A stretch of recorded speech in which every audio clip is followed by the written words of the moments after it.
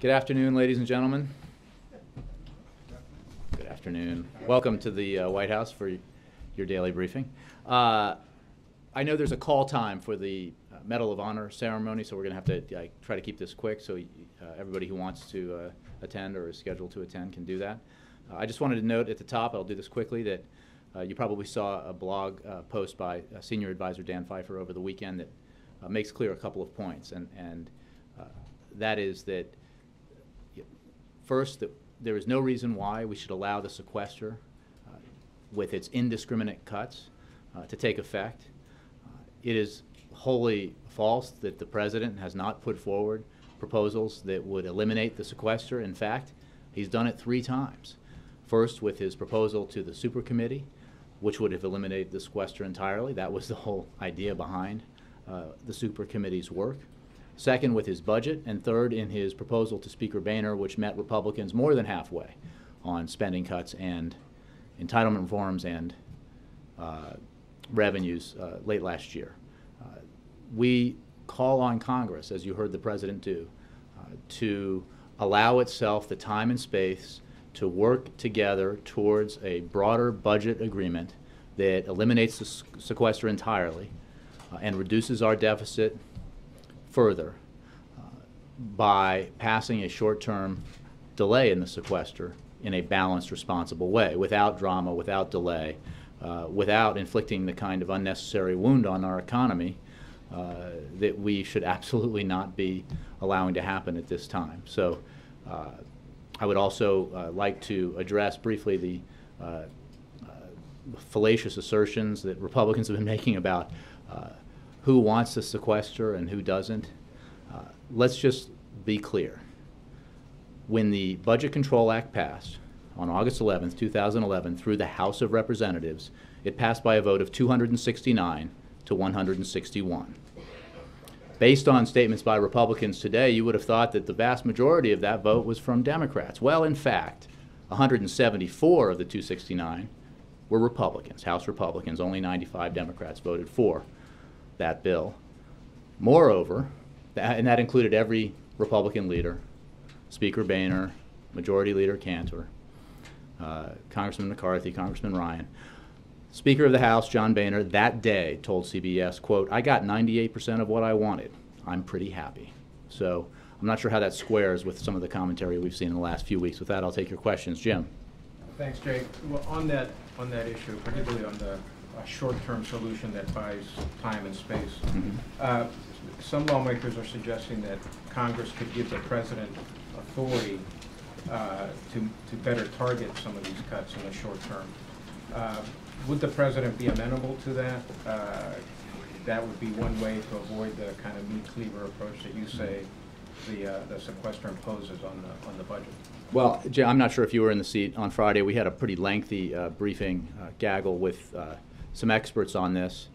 There is no convenient exit ramp to the punitive nature of these across-the-board cuts. They would have a devastating effect on our economy. They would threaten the jobs of hundreds of thousands of Americans. They would severely affect middle-class Americans. They would harm our national security. There is no means by which you can avoid that. The issue here is we don't have to have it happen. The Congress passed on January 1st a measure that extended the sequester by 2 months, that brought it down, that delayed it to allow for more time and congressional consideration. We need to do that again. When the Congress did it just a few months ago, they did it in a way that was balanced. They ought to do that again. There's simply no reason that we should inflict this kind of direct harm on our economy when we don't have to. When in fact what we're trying to do here is, as the President said, embrace the fact that in Congress there's a movement towards returning to so-called regular order when it comes to budget processes, and to allow that process to move forward, allow it to generate, hopefully, a balanced deficit reduction plan that continues to invest in our economy in the right areas to help it grow, and let that process produce a result that the President hopefully can sign. In the meantime, we ought to take the common sense measure to buy down the sequester without drama, so that we don't have in the midst of a year when we are poised for further economic growth and job creation, a real setback to our economy. But I don't think I see this as an off-ramp. It's just placing the authority, some would say the responsibility, on the White House to just identify where those short-term cuts could. Well, first of all, as again, I would point you to the detailed briefing that was given here on Friday from some of the experts, and so this question was asked. The law is written as it's written. It's punitive. It's across the board. The way that it would have negative impacts would be felt in manners that would do great harm to our economy. And when you're talking about $85 billion over the short period of time that we're talking about, the impact would be significant, no matter how you applied it. Real quick, on the State of the Union, a lot of us are reporting about the emphasis on job creation and the economy. The President's going to talk about infrastructure, public works, emphasis on educational opportunities. Those are things that he emphasized in his first term, and to some degree they sound recycled. I'm wondering what's going to be new about them this time, and does the President need to emphasize that the economy is perhaps in a worse place than it was before in order to make that case? Well, the economy is not in a worse place than it was before. If you talk about the comparison between now and when he gave his first State of the Union address, there is no comparison. We were in economic free fall. What the President has been saying, and I'm sure will say again, is that we are at a moment when the economy is poised to continue to grow, to continue to build on the progress we've made, to continue to build on the job creation that we've achieved, over 6.1 million jobs created by our businesses over the past 35 or 36 months.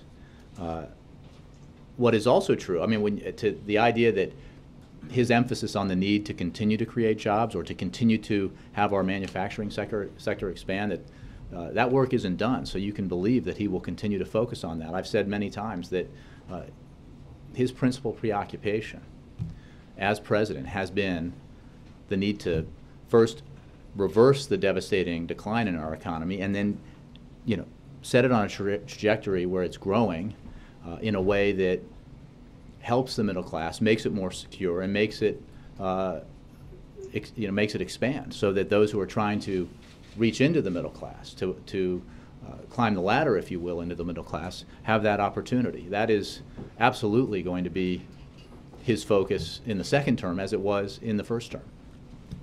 Yeah. So if that's his focus, in the speech, are we going to hear specifics about new plans for manufacturing, new plans for these areas of economic growth? Can we expect to hear that? I obviously will not get into specifics, but you will hear in the President's State of the Union an outline from him for his plan to create jobs and grow the middle class. The President has always viewed the two speeches, the inaugural address and the State of the Union, as two acts in the same play, and the fact is, while there was a focus on some of the other elements of the inaugural address, that the core emphasis that he has always placed in these big speeches remains the same and will remain the same, which is the need to make the economy work for the middle class, because the middle class is the engine that drives this country forward, and which will, if it is given the right tools and the right opportunities, will drive us forward in the 21st century. I'm not going to get into specifics in terms of my preview here of the State of the Union, but he will focus on the proposals that are necessary to help the middle class grow and help the economy grow. Does the President plan to call for cuts in nuclear arms in his speech, as the New York Times has reported? Well, I would say that the President made clear publicly his desire to further reduce nuclear arms. I don't think there was anything new in the story that suggested to the contrary. His commitment to arms control and nuclear reductions is well known, but I do not anticipate a new announcement in the State of the Union address. Dan. Thanks, Jay. Some Republicans are being critical of the President's focus, what's expected to happen during the State of the Union on jobs and the economy, saying that he's now pivoting back to jobs, that he dropped the ball during his inaugural address. Do they have a point there that the President hasn't been emphasizing jobs, job creation over the last few months, and now is suddenly turning back to it? Well, I would argue that all the time we collectively spent at the end of the year, right up until New Year's Day, focused on a fiscal cliff deal, was very much about the need to take action to ensure that we didn't inflict harm on our economy, to take action to ensure that regular folks out there, middle-class Americans, had tax cuts extended to allow them to make ends meet, and to avoid the so-called fiscal cliff. I don't have the numbers for you, but it is simply a fact that while the inaugural address contained within it very powerful lines from the President about issues like comprehensive immigration reform or the need to address climate change or gun violence, all of those issues combined got less space, if you will, in the inaugural address than the economy and jobs. And that reflects the overall approach that the President takes. It also reflects the fact that when you talk about an issue like comprehensive immigration reform, we're talking about an economic issue, as businesses large and small will tell you, and that is why we've been seen so much support for bipartisan efforts from the business community to push forward comprehensive immigration reform. So there's no pivot here. The President's principal preoccupation since he ran for this office, beginning in 2007, has been what we need to do to make our economy work for the middle class, to help expand the middle class, to give average Americans the opportunities they need to help this economy grow and to help it be as strong and dominant in the 21st century as it was in the 20th. You'll hear that again in the State of the Union address tomorrow night. And how do you answer the critics who say, despite all of what the President has done or what the White House this administration has been pushing, that unemployment still remains near 8%, and they see that as a failure? Well, I see it as a challenge, and I know the President does. You've always heard from the President every time he addresses this issue that while we have come far from the catastrophe that faced this country in January of 2009, we have come not nearly far enough. We have not reached where we need to be. The fact is that terrible recession, the Great Recession, the worst economy that we faced in our lifetimes, took nearly 9 million jobs. That is an enormous hole, and because of the efforts of the President and this administration and Congress, we have, and our businesses and the grit and determination of the American people, we have dug ourselves out part way of that hole, but we're not there yet. And we need to get even beyond digging ourselves out of the hole created by the Great Recession. We need to build beyond that. We need a foundation for our economy that doesn't rely on bubbles, that doesn't rely on insubstantial things, but is founded on good jobs with good industries and sound economic policy going forward in the 21st century. I would, if the critics happen to be those who supported adamantly, fervently, with a gleam in their eye, the policies that helped contribute to the worst economic crisis in our lifetimes, I would ask them to examine that record and compare it to the record of job creation and economic growth that we have seen under this President since that terrible recession was ended and our economy and our economic fortunes were reversed. And quickly on the Pope, when did the President find out that the Pope would be retiring, and anything more to add to that statement that was sent out earlier? I have nothing more to add. I think the President found out this morning, as we all did, about this decision, and that statement, I think, went out not long before I took the podium. Can I follow John. on that? The President's statement mentioned... John Carl from ABC. Yeah, can you just clarify for me very clearly, is the President open to raising the eligibility age for Medicare? No. Absolutely not. The President's made clear that we don't believe that that's the right policy to take. The President's made clear in the proposals he put forward to John Boehner, that John Boehner walked away from late last year, that he's willing to make tough choices with regards to entitlement reform. But not that choice? That's correct. What about reducing the annual cost of living increases for Social Security recipients? Again, as part of a big deal, a part of a comprehensive package that reduces our deficit and achieves that $4 trillion goal that was set out by so many people in and outside of government a number of years ago, he would consider that the hard choice that includes the so-called change CPI. In fact, he put that on the table in his proposal, but not in a cherry-picked or piecemeal way. That's got to be part of a comprehensive package that asks that the burden be shared, that we don't, as some in Congress want, ask seniors to bear the burden of further deficit reduction alone, or middle-class families who are struggling to send their kids to college, or parents of children who are disabled who rely on programs to help them get through. That's just not fair, and it doesn't make economic sense. So, because the choice would be, let's do that, but hold harmless the wealthy. Let's do that, put the burden on seniors alone, but not close loopholes in our tax code that are available to wealthy individuals or corporations, but not to average folks or small businesses. And that doesn't make any sense. Like, how do you explain to a senior that we're doing this, asking you to sacrifice, but we're not saying that corporate jet owners should lose their special tax incentive? We're not saying to oil and gas companies who are making record profits that they should forego these huge subsidies that taxpayers provide. That's not fair, and it's not good economics. But I just want to be clear what you said at the beginning of that answer, which is the president, It is as not part our- as part of an overall balanced approach, he does not rule out effectively reducing benefits for Social Security recipients. He has put forward as a technical change as part of a big deal, and it's on the table, that he put forward to the Speaker of the House. The Speaker of the House, by the way, walked away from that deal, even though it met the Republicans halfway on revenues and halfway on spending cuts, and included some tough decisions by the President on entitlements.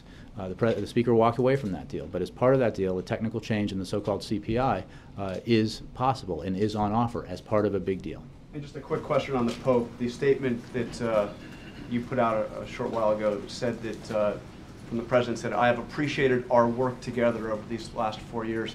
What work together with the Pope over the last 4 years is he referring to? Well, look, I think it is not a mystery to anybody who knows about the extraordinary good works that the Catholic Church does around the globe in so many ways. So I think that was about part of a broader effort. This administration, this country, this government works closely with the Catholic Church on some of these issues, and I believe that's what he was talking about. Do we expect to hear from the President on cybersecurity in the State of the Union? I'm not going to preview sections, sentences, paragraphs, phrases from the speech. You know that the President believes that cybersecurity is a very important issue. It represents a huge challenge for our country. He has called on Congress to take action. Unfortunately, Congress has thus far refused legislatively, but I don't have any previews to provide. Well, it would be reasonable to expect him to do so again. I leave it to you to judge what's reasonable, but I will simply say that this is an important issue. Jay, Yeah. on jobs, and Dan's question about the pivot back, et cetera, you said it was two acts in the same play, the inaugural address and the State of the Union. When you go back to the inaugural address, the word economy was used once, the word jobs was used twice. So if there's this big emphasis on jobs and the economy in the State of the Union, how could they be two acts in the same play? I don't think you heard what I just said. If you actually look at the inaugural in its totality, there is as much on or more on the overall need to grow our economy and create jobs, diction aside, than on some of these other issues combined. That does not take away from these other issues. You've seen the President act aggressively on comprehensive immigration reform. You've seen the President put forward a series of comprehensive proposals to reduce gun violence in this country in recent weeks. These are important priorities of the President and of the nation. But what remains his number one priority is what it has been since he took office, which is to get this economy growing, get it creating jobs, strengthening the middle class, and expanding the middle class, allowing those who seek and aspire to the middle class to get there, giving them the tools to do that. But haven't we been seeing him in recent weeks, and even after the State of the Union with some of his travel, he's going to be going to places where he's talking about gun control, not talking about jobs in the economy. The President will be traveling in the wake of the State of the Union on 3 separate days talking about the economy and the need to create jobs at every location he goes to. Okay, last thing, Quinnipiac had a poll last week on the economy that found that 53% of the country still believes we're in recession. What can he say then tomorrow night to sort of put those people who still feel like we're in a recession, even if technically we're not? What can he say that's new, that's different, that can make them feel better? Well, I would suggest that he would address those Americans directly and talk about the need for Washington to take positive action to help the economy grow, to help it create jobs, the need for Washington to refrain from taking negative action by allowing, for example, the sequester to kick in, which would do direct harm to Americans, direct harm to the middle class, direct harm to our defense industries and national security interests. The President understands fully that we have work to do on the economy. We are not done, not even close. We need this economy to continue to grow. We need it to grow faster. We need it to create more jobs. We need more investments that help the key industries of the 21st century take root here in the United States, a process that we have seen. We need more companies to continue the trend that we've seen already in the last several years of repatriating their industries and jobs here in the United States. We need more expansion of our manufacturing sector, remarkable turnaround in our manufacturing sector, over 500,000 jobs in the last several years created in manufacturing after a steep decline. These are positive trends, but they are not irreversible and they are not completed. So the President will talk to the American people tonight about the things we need to do together to have the economy create more jobs, have it continue to grow, have it create a foundation that allows for steady further expansion in the 21st century, well beyond our time here, both ours in this administration and even yours in your seats, so that we're making the right choices now for our children and grandchildren and great-grandchildren. Peter. Jay, question about House Minority Leader Nancy Pelosi on one of the Sunday broadcasts, speaking specifically about the risk of cuts, referring to the sequester on the future of the United States. She was talking about education and scientific research. She said, quote, "It is almost a false wrong to say we have a spending problem." Does the President think we have a spending problem? I feel like this is a little bit of deja vu here. Of course the President believes that we have a spending problem that is specifically driven by, and I think every economist worth this, whose insights into this area are worth the paper on which his or her PhD is printed, would tell you that the principal driver when it comes to spending of our deficits and debt is healthcare spending. And that's just a fact. What is also a fact is that we have reduced non-defense discretionary spending to its lowest level as a percentage of our economy since Dwight Eisenhower was president. And I think only a few of you here were covering Eisenhower. So that is a long time. And that doesn't mean that we can't. So maybe Tom? No? Okay. No, there are people who have have spent a long time covering and know this stuff back and forward, and they know this fact that non-defense discretionary spending has not been this low for generations. That doesn't mean that there aren't programs that should be eliminated, and this President has been aggressive in finding them and taking action, or that programs cannot be reformed in a way that save money. It doesn't mean that we can't reform government in a way that saves money. In fact, the President has put forward to Congress exactly that in a proposal that would consolidate agencies and save taxpayers money. But the fact of the matter is we need to reduce our health care costs. Funnily enough, recognizing that fact, the President took action to do just that through the Affordable Care Act, which has been scored by the CBO to significantly reduce our health care costs going forward. We need to do more. The President's put forward entitlement reforms that would further reduce our health care costs. What he doesn't believe is that we need to simply shift our health care costs onto seniors. Basically say, we've got a problem that is now yours, Mr. 75-year-old American or Mrs. 75-year-old American. He believes that we ought to reduce these costs and not shift them onto seniors. And then finally, on Sunday, there was a LGBT rally, some groups protesting out front that were, they felt that the President did not properly address their issues as they believed he had promised in the course of his first term. Given Congress's apparent unwillingness to move on the issue of ending discrimination against same-sex couples in the workplace, would the President issue an executive order prohibiting federal contact? I appreciate the question, and I've gotten it periodically. We believe, the President believes, that we ought to move forward with congressional comprehensive action on this issue, and we will continue to press Congress to do that. But it appears clear that that hasn't happened to this point. Would What you be willing to pursue has executive happened action? dramatically is a series of changes when it comes to LGBT rights that reflect not just, but importantly, this President's action and influence and the pressure he has placed on and importance he's placed on these issues, but also a change, a welcome change in the views held around the country on these issues. And we're going to keep pressing for action from Congress on this very important issue. Yes, Jay, sir. is the Hagel nomination in trouble?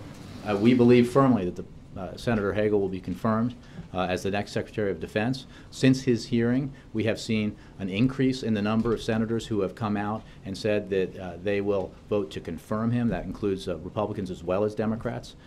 And we look forward to his hearing and to a vote on the floor. What do you make of the threats from Lindsey Graham, Inhofe, and other Republicans? The threats to do what? The threats to filibuster his nomination, to put it on hold. I would point you to what information on Benghazi. I would point you to what Senator McCain said, who obviously has been very vocal in his views on a number of these issues, where he said, we, quote, have never filibustered a cabinet appointee, and I do not believe we should filibuster his nomination, speaking of Senator Hagel.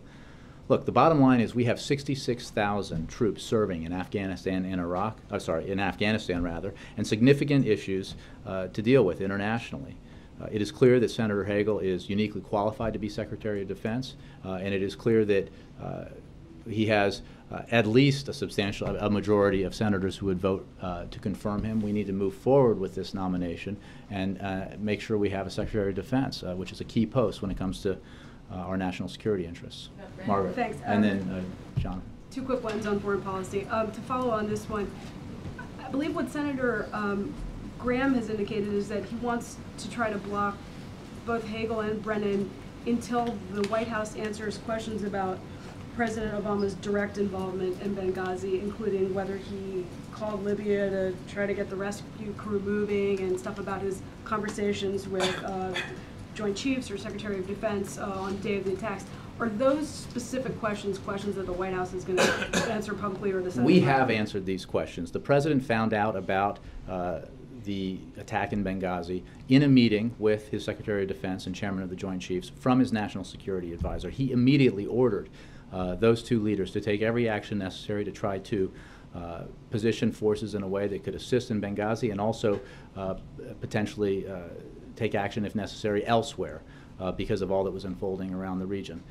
He was regularly updated and kept apprised of events in Benghazi and in the region throughout that evening and into the night.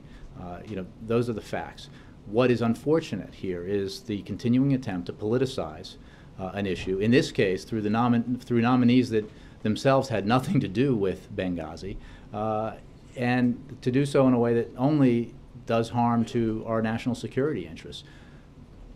Senator Hagel, Mr. Brennan, they need to be confirmed. They're highly qualified candidates for their posts, and we call on the Senate to act quickly to do just that. Also, ahead of the President's trip to Israel, there is now a renewed push by people who feel that Jonathan Pollard's sentence should be commuted, and to ask the President to do that. Is that something that the White House is now or will be considering before the trip to Israel? No, our position has not changed. Could I just say on the matter of Benghazi, let's just not forget about this.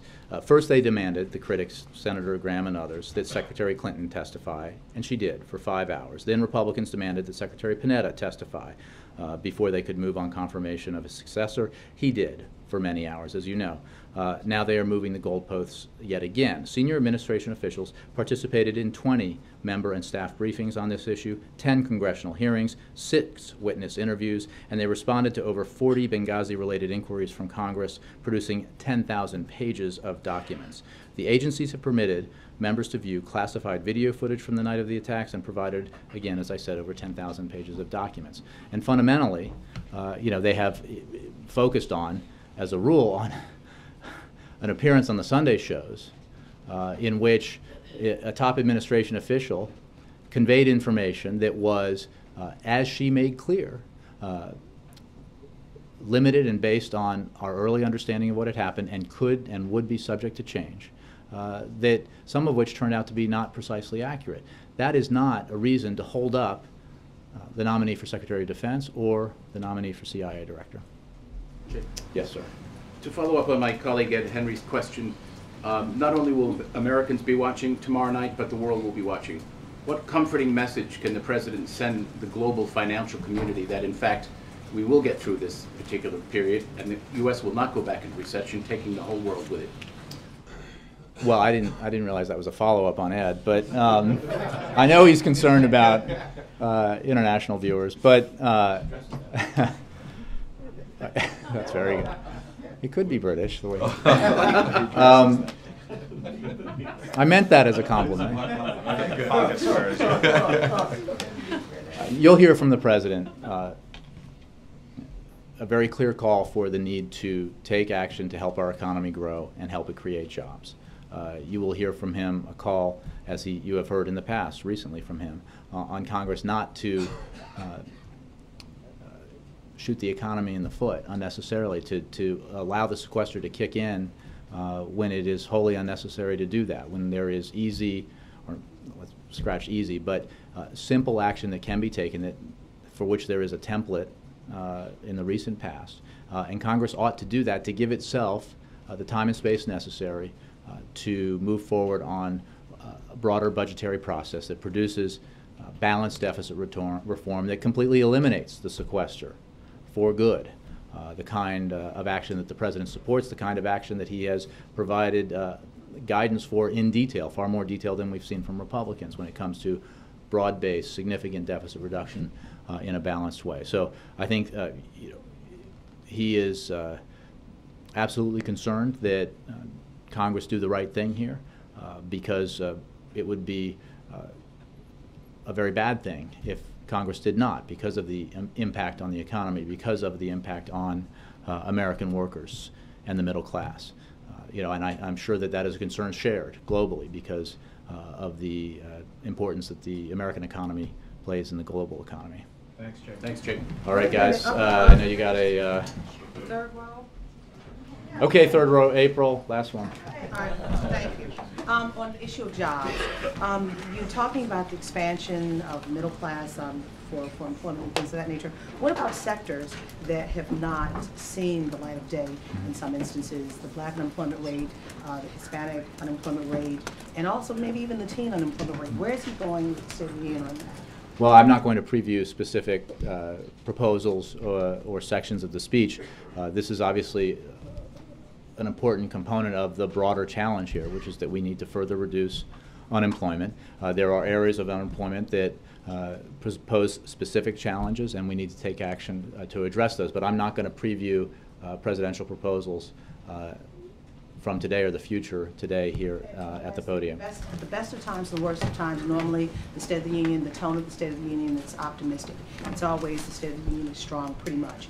Where is the State of our Union as we're talking about jobs? Well, it's for the President to address that specifically in the forum that is afforded to presidents annually at Congress. I would simply make the point that I've made before. We have come far since the depths of the worst recession in our lifetimes, but we still have a ways to go, and we need to act accordingly. We need to make the right choices, the right investments, together with Congress, to move our economy forward, to help the middle class be more secure and expand. Got to run. Thanks. Tomorrow, will there be any background on the address? We'll have more for you on that.